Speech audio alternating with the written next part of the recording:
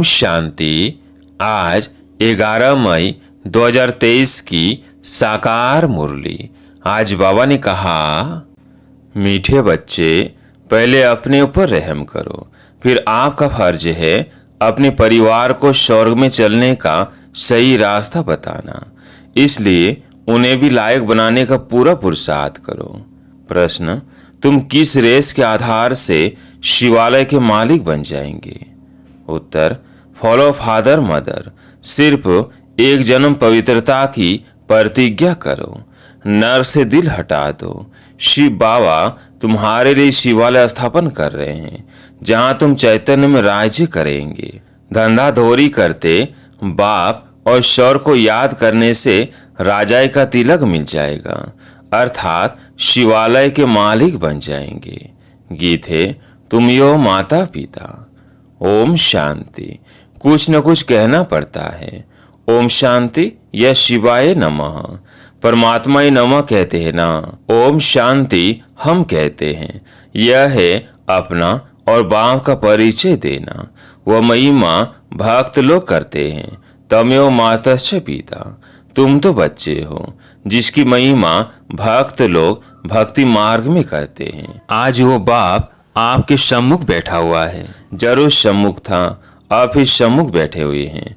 ये बातें अभी तुम बच्चे ही जानते हो, भक्त नहीं जानते हैं। तुम बच्चे जानते हो एक ही बाप है जिसकी महिमा हो रही है। वो बाप तुम बच्चों को कितना सुख दे रहे हैं, जो तुम फिर एक ही जन्मों के लिए कभी दुखी नहीं होने वाले हो। ऐसे बाप के सम्मुख तुम बैठे हो। तुम जानते हो ये हमारा बेहद का बाप है, जो हमको स्वर्ग के सुख देने लिए सर्विस कर रहे हैं।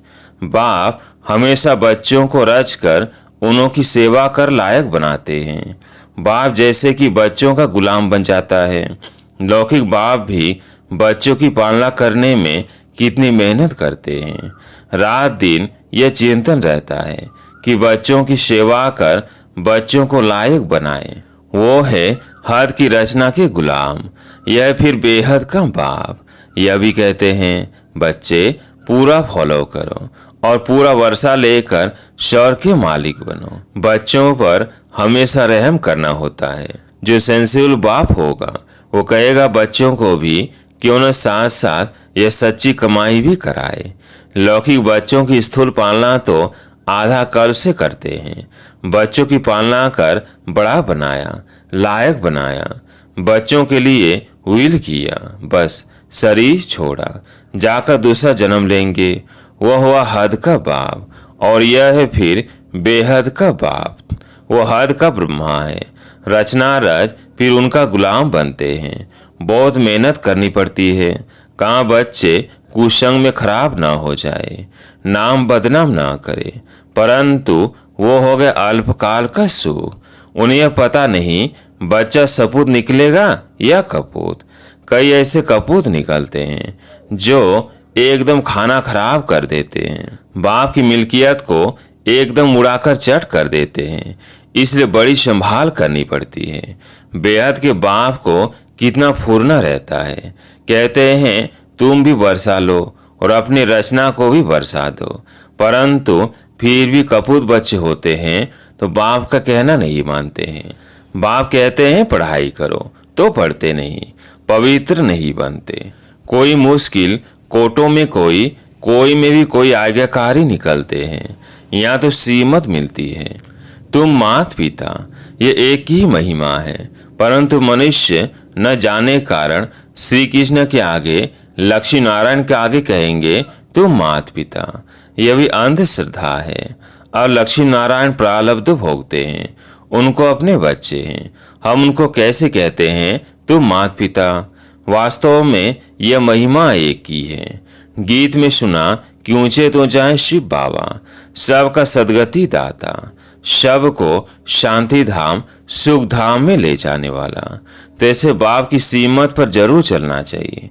समझते भी हैं माता पिता से ही एक ही जन्मों के लिए सुख घनेरे मिलते हैं, परंतु ऐसी सीमत पर कोई मुश्किल चलता है, बहुत ऊंचा वर्षा मिलता है। बाप कहते हैं मैं तुम बच्चों के लिए हथेली पर बहिश्ते लाया हूँ। जब सीमत पर चलो तब लायक बनो। कदम कदम पर मत लेनी है, मत पर नहीं चलते तो ऊंच पद पा ना सके। स्वर्ग में लक्ष्मी नारायण का राज्य था, यह किसको पता ही नहीं। आगे हम भी कहते थे फलाना स्वर्गवासी हुआ, अथवा सन्यासी कोई मरेंगे तो कहेंगे ज्योति जो समाया, परंतु जाता कोई नहीं है। जीवन मुक्ति व मुक्तिदाता एक ही बाप है, वो न आए तब तक कोई जा ना सके।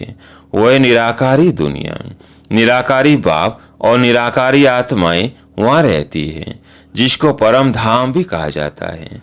साइंस घमंडी समझते हैं यहीं जन्मते और मरते हैं। जैसे मच्छर, सृष्टि के चक्र का किसको ही पता ही नहीं। सर्वव्यापी ज्ञान से कोई कुछ भी समझ ना सके। अब तुमको बाप मिला है, कहते हैं बच्चे अब वापिस चलो। मैं कल पहले मुआफिक शव को ले जाने आया हूँ। तुम्हारी आत्मा में बहुत खाद पड़ी है। सबकी आत्मा तथा शरीर आयरन एजेड हो गए हैं, उनको फिर से शतो प्रधान बनना है। तुम बच्चों की आत्मा शतो प्रधान थी, तब गोल्डन एजेड वर्ल्ड थी। पवित्र आत्मा का पवित्र सोने जैसा शरीर था, उसको सच्चा जेवर कहा जाता था। अब तो क्या हो गया है, 1% भी सच्चा सोना नहीं रहा है, खाद पड़ी हुई है। अब आप कहते हैं सिर्फ मुझ बाप को याद करो तो सच्चा सोना बनते जाएंगे, आत्मा उड़ने लग जाएगी। अब पंख टूटे हुए हैं, जैसा पुरुषार्थ करेंगे वैसा पद पाएंगे। कितनी ऊंची पढ़ाई है। भगवानुवाच मैं तुमको राजयुग सिखलाता हूँ, जिससे तुम राजाओं का राजा बनेंगे। भिखारी पुजारी राजाओं के भी पूज्य बनेंगे। गाया भी है आप ही पूज्य आप ही पुजारी। तुम जानते हो हम सो पूज्य देवी देवता थे, फिर हम सो पूज्य चंद्रवंशी बने। हम सो पूज्य और पुजारी बनते हैं। बाप आकर पुजारी से पूज्य बना रहे हैं। अब ज्ञान जिंदाबाद हो रहा है। ब्रह्मा सो ब्रह्मा कुमार कुमारियों की रात अब पूरी होती है। रात कब से आरंभ होती है ये शास्त्रवादी नहीं जानते हैं। ब्रह्मा का दिन सतयुग त्रेता द्वापर के आदि से रात शुरू होती है। ये सब बातें तुम बच्चों की बुद्धि में है। अब 84 जन्म पूरे कर हम फिर से राज्य भाग्य भोगेंगे। सतयुग में यह ज्ञान नहीं रहेगा। वहाँ है प्रारब्ध, वहाँ भी तुम अपने बाप से वर्षा लेते हो, परंतु वो इस समय की प्रारब्ध है जो एक ही जन्म चलती है। भारत पर ही सारा खेल है। सतयुग में जो देवी देवताओं का राज्य था वह अभी आसुरी बना है। प्रजा का प्रजा पर राज्य है। बाप कहते हैं बच्चे hear no evil see no evil. बंदर का एक चित्र दिखाते हैं। इस समय मनुष्य बंदर मिसल बन पड़े हैं, इसलिए बंदर की शक्ल दिखाते हैं। बात इस समय की है। इसको कहा जाता है रौरव नर्क। बिच्छू टिंडन मिसल एक दो को काटते रहते हैं। बच्चे बाप का भी खून कर देते हैं। माया ने सबको डर्टी बना दिया है। भारत हैवीन था, अब हैल है।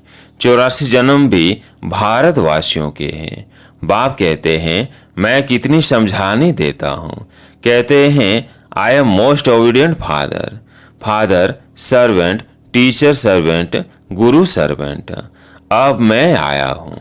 पंडित लोग भी यात्री के सर्वेंट होते हैं, रास्ता बताने वाले।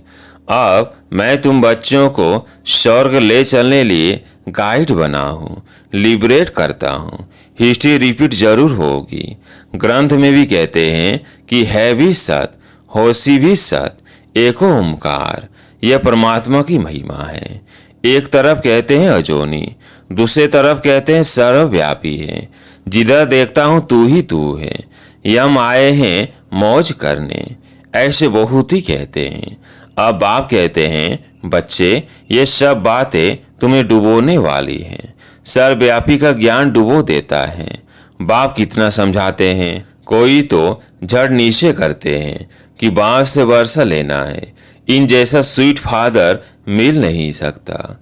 स्वर्ग की स्थापना करने वाला बाप है। जब बाप मिले तभी हम स्वर्ग के मालिक बने। ऐसे बाप को झट अपना बनाना चाहिए। मुझे तो बच्चे चाहिए जो कल पहले बने थे, वही आकर शपूत या कपूत बनेंगे। कल पहले मुआफी। स्त्री की बच्चों की जवाबदारी क्रिएटर बाप के ऊपर है। उनका फर्ज है बच्चों को भी स्वर्ग का मालिक बनाए। पहले तो अपने पर रहम करो। ऐसे नहीं कि बाबा कृपा करेंगे तो सब लक्ष्मी नारायण बन जाएंगे। यह बड़ा इम्तिहान है। 8 को ही स्कॉलरशिप मिलती है, फिर 108 है। लॉटरी होती है ना। बाप कहते हैं देह सहित देह के संबंध जो कुछ है भूल जाओ, अपने को अशरीरी समझो और आत्मा निश्चय करो। ऐसे नहीं तुम परमात्मा हो। वो फिर आत्मा स्व परमात्मा कह देते हैं। समझते हैं आत्मा जाकर परमात्मा में लीन होगी। जब तक लीन न हो तब तक उनको परमात्मा नहीं कहेंगे, परंतु परमात्मा में लीन होते नहीं। यह ड्रामा अनादि बना हुआ है। हर एक एक्टर को अपना अपना पार्ट मिला हुआ है जो बजाना है। हर एक आत्मा में इमोर्टल पार्ट भरा हुआ है। ये बातें बाप के सिवाय कोई समझा ना सके। बाप आकर तुम बच्चों को आदि मध्य अंत का ज्ञान दे त्रिकालदर्शी बनाते हैं। चित्रों में देवताओं को तीसरा नेत्र दिखाते हैं। वास्तव में तीसरा नेत्र न है देवताओं को न शूद्रों को। तुम ब्राह्मणों को ही ज्ञान का तीसरा नेत्र है, जिससे तुम सब के ऑक्यूपेशन को जानते हो। सचखंड और झूठखंड की हालत को भी तुम जानते हो। तुम्हारे में भी नंबरवार पुरुषार्थ अनुसार है। यह है पाठशाला। इसमें अंधश्रद्धा की कोई बात नहीं है। अपना धंधा धोरी सब करते रहो, सिर्फ अपने बाप और स्वर को याद करो तो तुम्हारे ऊपर राजाई का तिलक आ जाएगा। आत्मा ही याद करती है, संस्कार आत्मा में है। आत्मा से ही बात करते हैं। मैं तुम्हारा बाप हूँ। कल्प पहले भी तुमने वर्षा लिया था, सूर्यवंशी राज्य किया था, फिर चंद्रवंशी में गए। कलाएं कमती होती जाती है, फिर वैश्य शूद्र बने। अब स्मृति आई है कि नाटक पूरा हुआ है। मामेकम याद करो तो विकर्म विनाश होंगे। सीमत पर न चले, देवमान आया तो लगी चोट। फिर बृहस्पति की दशा बदलकर राहु का ग्रहण बैठ जाता है। फार गति दी तो रौरव नरकवासी बन जाते हैं। बाप कहते हैं ऊंच पद पाना है तो रेस करो। अभी ऊंच पद पाएंगे तो कल्प कल्प पाते रहेंगे। सिर्फ एक जन्म के लिए पवित्रता की प्रतिज्ञा करो। 23 जन्म स्वर्ग के मालिक बनेंगे। अब नर्क से दिल को हटा दो। शिव बाबा तुम्हारे लिए शिवालय स्थापन कर रहे हैं, जहां तुम चैतन्य देवताएं राज्य करेंगे। तो क्या शिवालय का मालिक बनने चाहते हो? Follow mother father. जो कुछ है सब तुम बच्चों के लिए है। राजा भी तुम बनेंगे। तुम ही थे, अब रंक बने हो। और धर्म वालों की बात नहीं। देवी देवता धर्म वाले ही और धर्मों में कन्वर्ट हो गए हैं, इसलिए हिंदुओं की संख्या कम हो गई है। नहीं तो भारत की संख्या सबसे जास्ती होनी चाहिए। तुमको भगवान पढ़ा रहे हैं, कितना ध्यान देना चाहिए। यह बड़ी वंडरफुल पढ़ाई है। बूढ़े बच्चे जवान सब पढ़ते हैं, बीमार भी पढ़ सकते हैं। अगर बाप और वर्षे को याद नहीं किया तो माया थप्पड़ मार देगी। ब्लड से लिख देना चाहिए, मैं रात दिन बाबा को याद करूंगा। शिव बाबा का हाथ पूरा पकड़ूंगा। जो बाबा कहेगा सो करूंगा। शिव बाबा कहते हैं बच्चों की संभाल करो। जो बच्चे उनसे 2 मुट्ठी शिव बाबा की सर्विस में लगा दो, फिर उनका एवजा तुमको इतना मिलेगा जितना साहूकार का लाख देने से बनेगा। प्रत्यक्ष फल मिल जाता है। अच्छा, माता पिता बाप दादा का मीठे मीठे सिकिलधे बच्चों प्रति याद प्यार और गुड मॉर्निंग। रूहानी बाप की रूहानी बच्चों को नमस्ते। हम रूहानी बच्चों की रूहानी बाप दादा को याद प्यार गुड मॉर्निंग नमस्ते नमस्ते। धारणा के लिए मुख्य सार। पहला पॉइंट है देह तथा देह के सर्व संबंध भूल अशरीरी आत्मा बनने का अभ्यास करना है। बाप से सीमत लेकर कदम कदम उस पर चलना है। दूसरा पॉइंट, पढ़ाई पर पूरा पूरा ध्यान देना है। दृढ़ संकल्प करना है कि रात दिन एक बाबा की याद में रहूंगा और बाबा जो कहेंगे वो अवश्य करूंगा।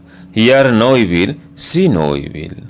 आज प्यारे मीठे बाबा का वरदान, एक क्षमा के पीछे परवाने बन फिदा होने वाले कोटों में कोई श्रेष्ठ आत्मा भव। एक क्षमा के पीछे परवाने बन फिदा होने वाले कोटों में कोई श्रेष्ठ आत्मा भव।